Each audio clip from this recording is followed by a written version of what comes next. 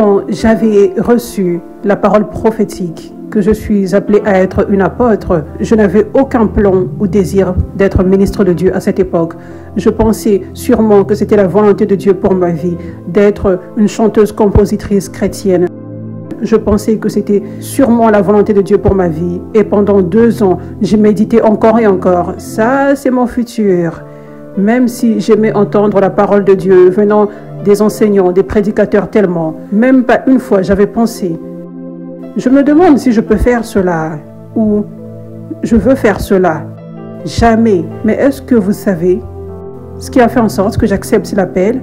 J'avais immédiatement pensé, oh, Moïse ne pensait pas qu'il pouvait faire ce que Dieu l'appelait à faire. Moïse ne pensait pas qu'il savait bien s'exprimer, juste comme moi. Oh, mais Dieu avait fait des merveilles au travail de lui. C'était Dieu qui le faisait, c'était Dieu qui l'équipait, c'était Dieu qui le renforçait. Ok, donc je peux faire ceci. Et ça avait fait en sorte que j'obéisse rapidement. Je dois te remercier, apôtre Catherine, pour ton cœur humble et ton obéissance à la voix de Dieu. Beaucoup sont appelés, mais peu sont choisis. La Bible dit, et tu es choisi. Tu es spécifiquement appelé pour ceci, pour ce travail, et tu es en mesure. Tu as été en mesure d'accepter ceci, juste comme Marie dans la Bible.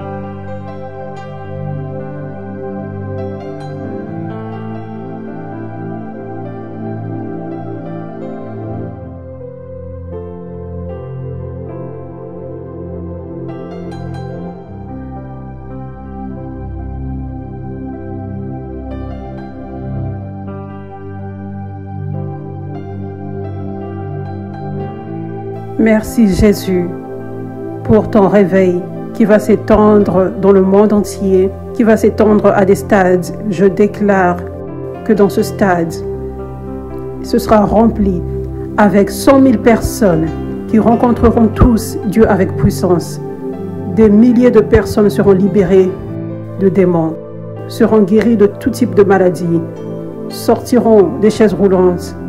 Les morts ressusciteront ici, dans cet endroit. Le réveil va éclater.